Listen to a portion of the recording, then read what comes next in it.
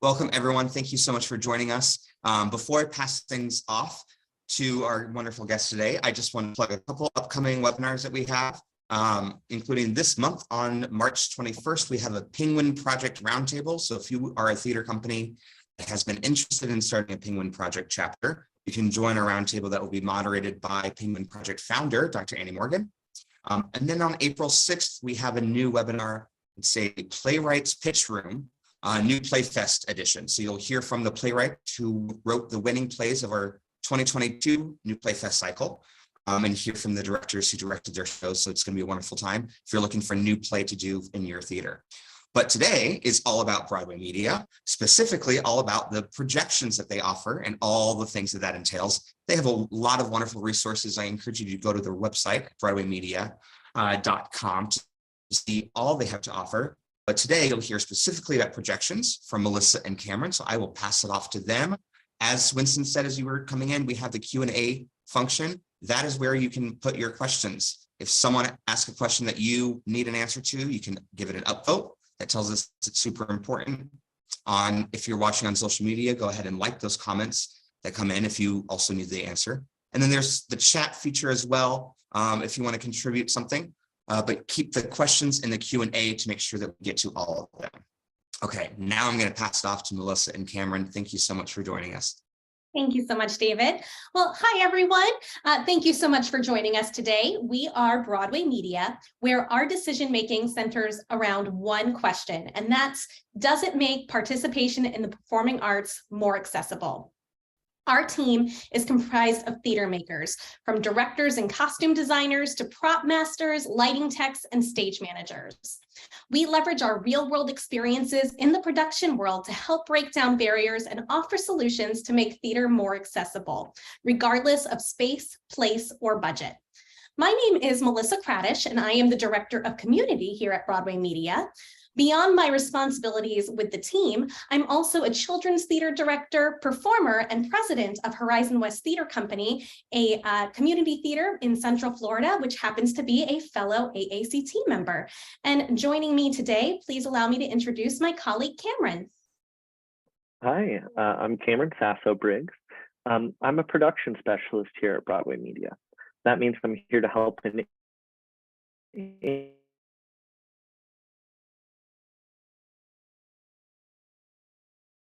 in-depth working in theater. I personally have tried to dip my toes in every space I can, from directing, construction, playing in pits, in-house photographer. I'm just excited to be a part of theater, and I've always loved it. So I'm excited to share some of that with you today. Well, thanks, Cameron. So if you're here with us today, it's likely because you're looking to learn a little bit more about digital scenery and projectors. So in our world of community theater, it's not uncommon for us all to be wearing many hats. You heard the couple of hats that I wear and Cameron is wearing as well. From directing to house managing and everything in between, we theater makers face a number of responsibilities. And we know that adding another thing to research can understandably be daunting. So our presentation today, we chose to focus on some of the most common reasons that fellow theater makers have not yet implemented projections. Those common reasons are not knowing where to start, being a little bit intimidated by the cost, and some of the venue limitations. I know for me, the first time I researched digital scenery, I experienced all three. I had no idea what it took. Our budget was super limited. It was for our very first main stage production. And my community theater rents in either a church or a school. So I wasn't sure what we would have access to hang. So I think let's go ahead and just start at the beginning at point one here. And that's, what do you need to run digital scenery? I know it may seem overwhelming, but I promise it's much more simple than you may think. Regardless of your venue, all you need are three things to get started. The first thing is something that I'm sure all of you already have, and that's a playback device, something like your Mac or PC.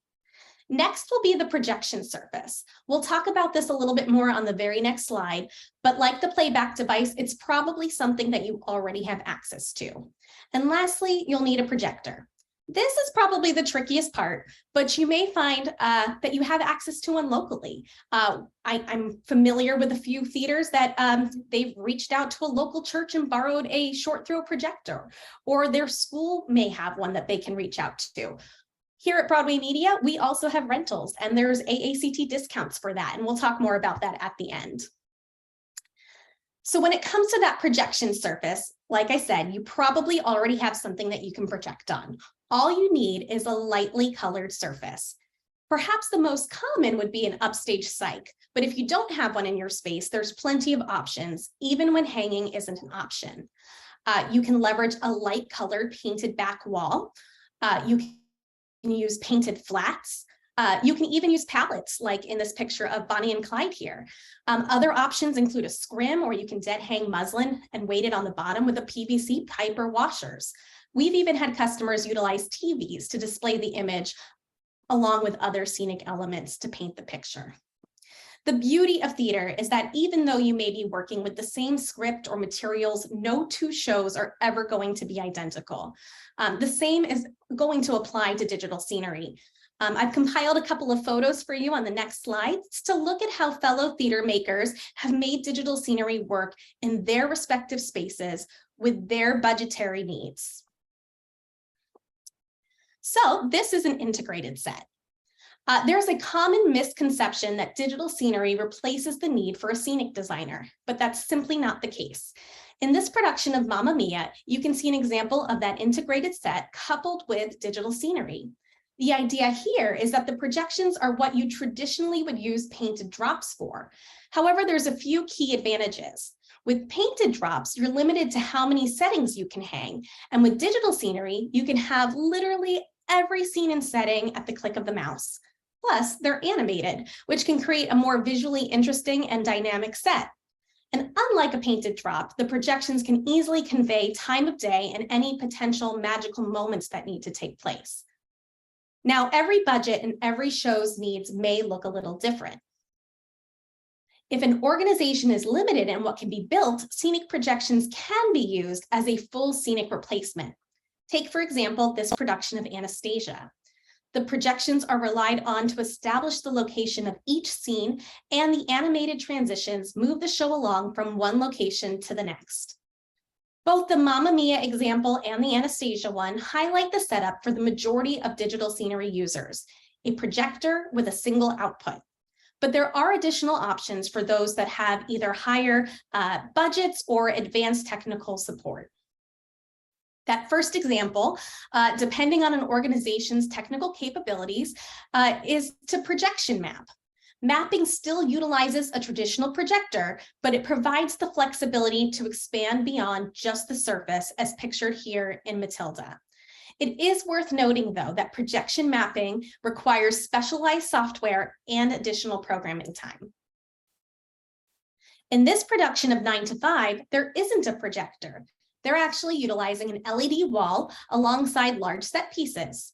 LED walls are up and coming in the digital scenery world because they're incredibly bright, they're easy to set up, and they're less restrictive with placement and lighting support, but they are very costly. The takeaway here is that digital scenery is flexible. In fact, even your output surface or projector placement can be tailored to your specific venue and your needs. So Cameron, would you mind walking us through the options on how you can set up a projector? Absolutely. So in theory, digital scenery is going to work with any projector. However, not all projectors are created equal. Long throw projectors are what's usually found in a home theater, a classroom, a movie theater, and in most cases should be kind of avoided in this kind of setting.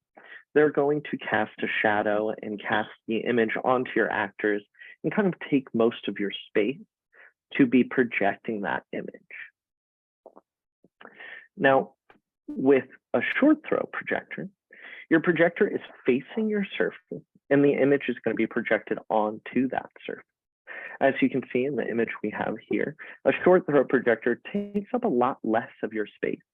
To be honest, it only takes a few feet with the lighting. So you're able to do a lot more with a short throw projector in a smaller space. And with rear projections, Your projector is going to be placed backstage, and it's going to be projecting the image onto a translucent or more sheer material, and it's going to diffuse through the material of your projection. Now, when we're talking about projectors for the stage, what we recommend is a short throw projector with a minimum of 5,000 lumens, which is just the measurement of brightness for a projector.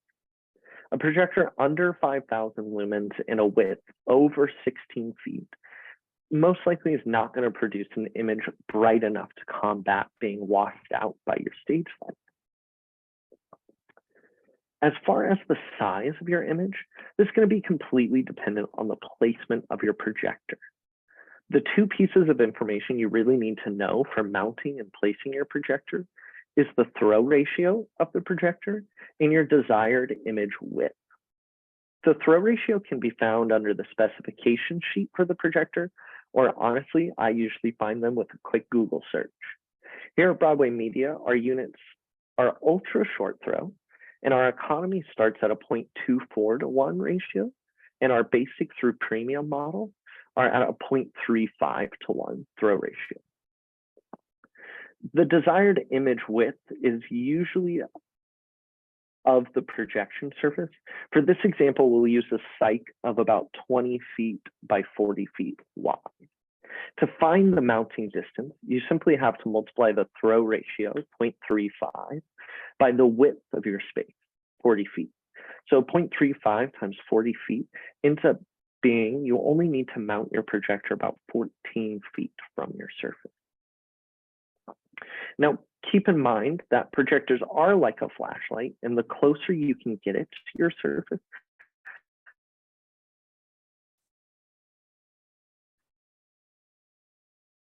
I think Cameron froze there for a moment. So I think what he was trying to say is that projectors are like a flashlight. The closer that they are to the surface, the brighter and smaller the output will be. And the further out that you go, the image will become larger, but the output will become less bright. let me know if I'm back, Melissa. Oh, I hear you again. There we go, I'm here. Thank you. So getting the correct size is one of the most important aspects to successfully integrate projections into your show. Once the projector is in its proper location, there's a few things you can do to adjust the image size and output. First, you can change the aspect ratio by going into the projector settings and adjusting the aspect ratio. Check all of these options, as it's a good way to ensure that the image is the perfect size for your space. The next and probably most helpful setting in adjusting the image size is the corner adjustment, or keystoning. When you mount your projector, you want to mount it as close to parallel to the ground as you can. This ensures a very squared image. We know this is not always possible with vaulted ceilings, but projectors mounted at an angle are going to result in a more trapezoidal output. You can use the corner pinning to move each individual corner to create a square output. However, this can reduce the width of your image, so slight adjustments to the mounting distance may be needed. Remember when Melissa was sharing some examples from Mamma Mia and how they paired their projections with an integrated set? This tactic was used to reduce the upstage center projection surface width for their backdrop placement.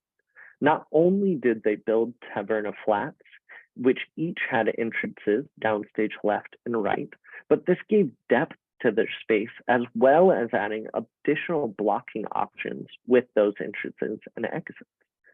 This minimized the need to have projections build the entire width of the space, allowing for a brighter and sharper image.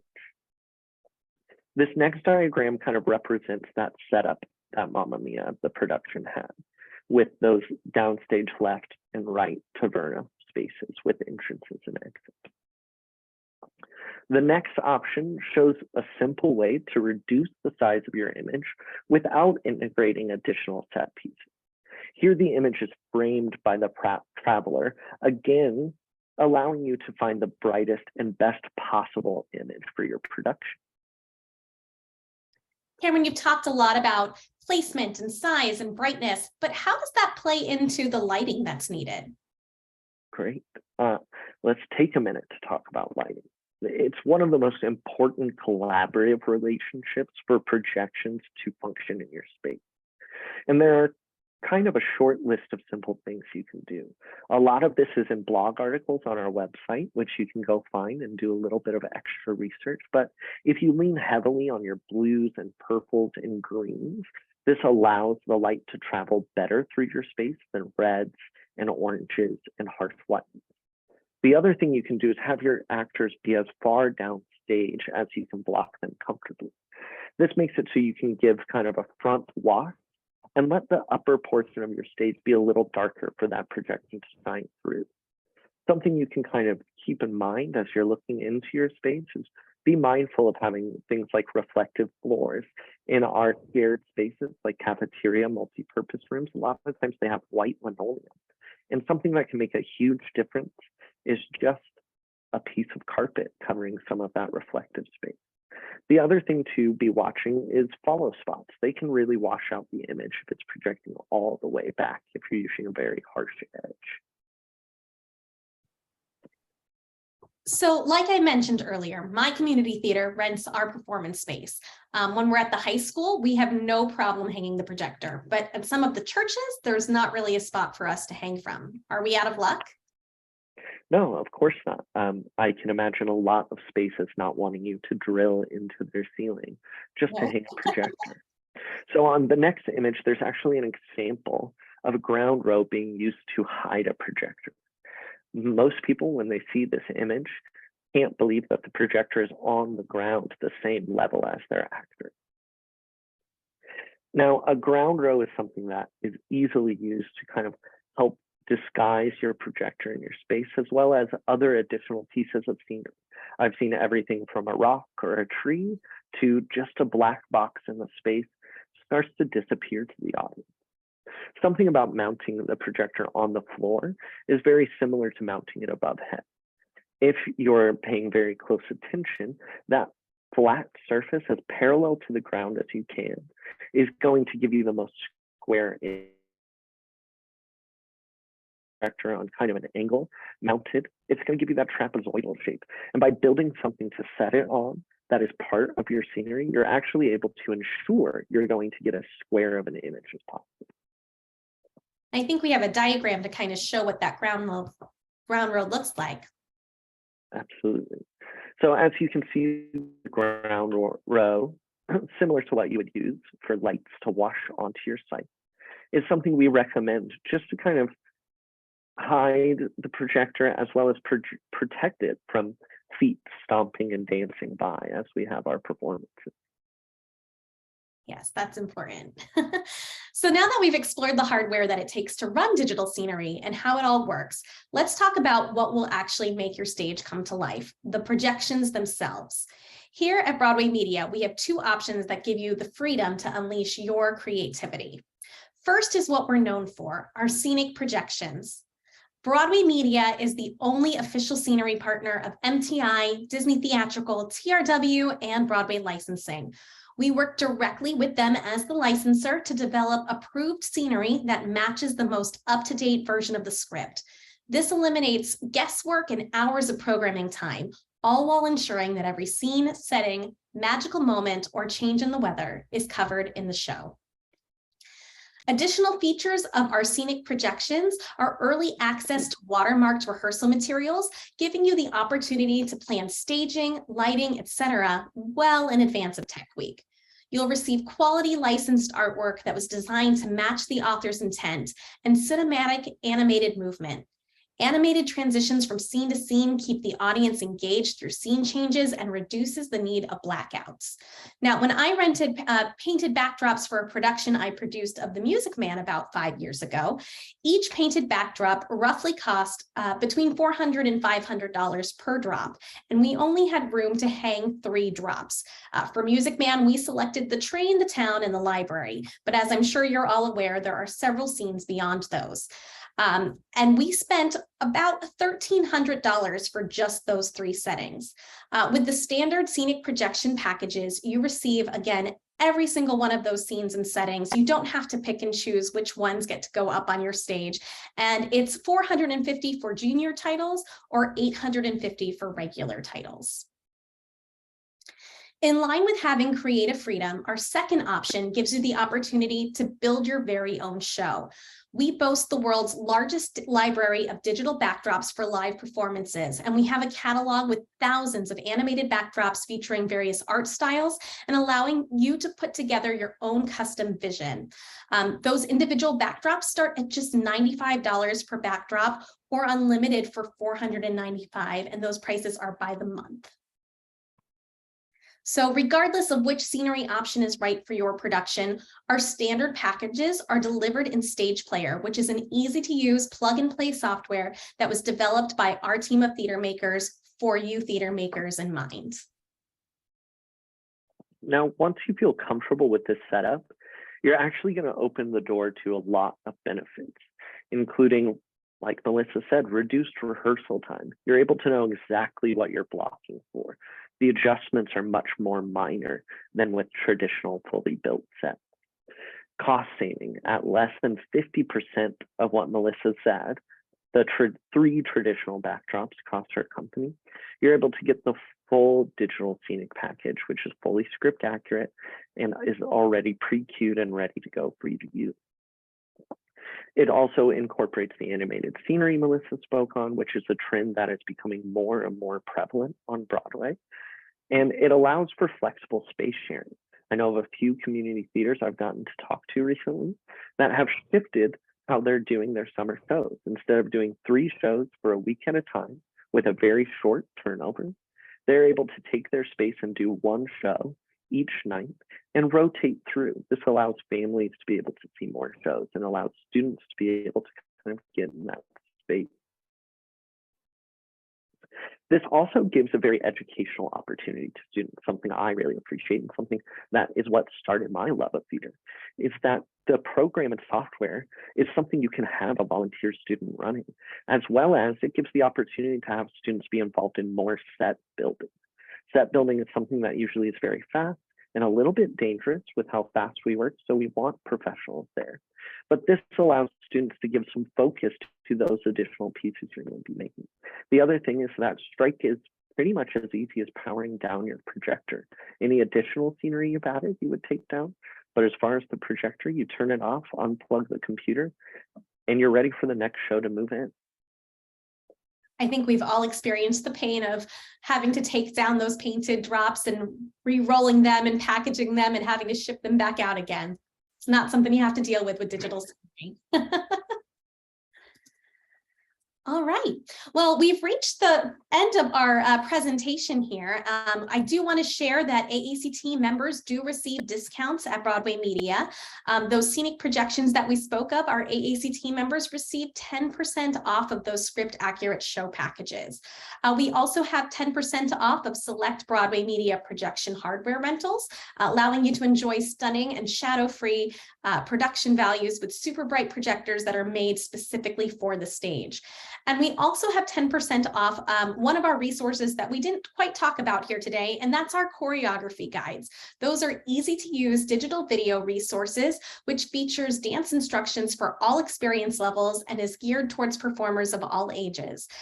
Inspire your cast and enrich the educational experience as you learn the stories behind the steps and the visions from the actual creators. So lots of great discounts for our AACT members.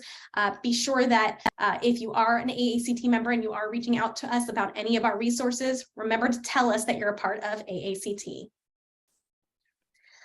All right, so it looks like we have some questions here.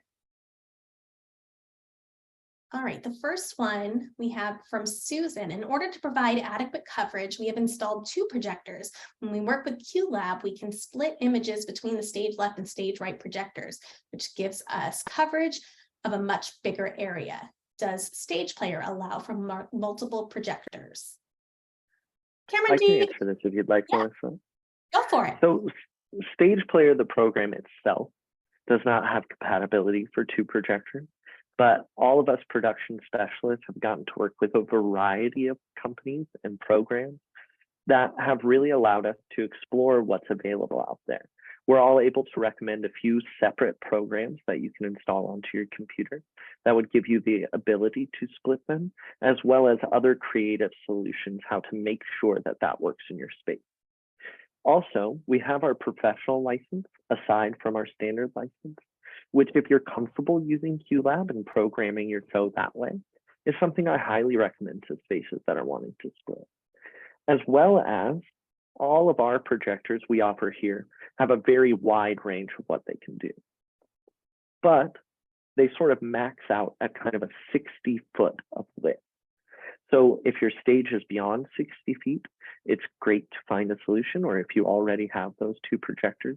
But in most cases, I find that the projectors we offer here at Broadway Media are able to kind of fill most spaces. Thanks, Cameron. The next question comes from Decca. If a projection package has scenes I don't want in my production, can I remove them or make changes? Yes, you absolutely can. Within Stage Player, there's the opportunity to go ahead and remove or reorder the scenes however you see fit. We do work on script accuracy, right? We work directly with the script, and if page 47 says that it pans left and it starts raining, we have that happening. But if you have a creative change that you're looking to make there, you can reorder or take that away. We've seen different performances where maybe there is a built set element and you'd prefer that over what we have in the projection package. You're welcome to use that instead. Great. I just saw another question come in. Loeen asks, I just wrapped Shrek the Musical Junior and used animated projected scenery for the first time. Cameron assured we could do it. Set the projector on the floor about a foot from the screen. Built a ground row to hide it. Easy to run. Cast and audience reactions were great. Used a few set pieces with the show. That's great to hear, Loeen. I didn't read your question before I read it out loud. I'm glad I was able to assist you in that way. That's awesome. Loeen, if you'd like, we'd be happy to share some of those photos on our website. We'd love to see your production photos to see how your setup worked. All right, I see we're just about at time here. So I know there's only so much that we can highlight in this presentation, but when you work with Broadway Media, you work with a dedicated production specialist like Cameron or one of his colleagues who can assist you with every step of the way. We've all been through load-ins, Tech Week, and strike, and we're there to offer full cycle customer support, assisting with everything from tailored recommendations to your venue to technical assistance. When you trust Broadway Media, we commit to being an honorary member of your production team, and that is not something that we take lightly. So thank you so much for having us here today. Oh, I see another question. Thank you for sending us some photos. And yes, we do have Clue. We work directly with Broadway licensing on that one. Mm-hmm. Every scene in the mansion, we've got it. As well as the high school version. We have all of the versions of that as well, which is exciting. Yes. It was a pleasure getting to chat with everyone, and seeing the questions come in live was very exciting to me. I hope we get to come back and chat with you all soon. Thank you, everyone. Have a wonderful week ahead. Yes. Thank you guys so much for coming in and talking about everything. Cameron and Melissa, we will see you on the flip side. Everyone, we will see you soon. If you haven't registered for AACT Fest, make sure to do so. I will be there and we'll be having a good time.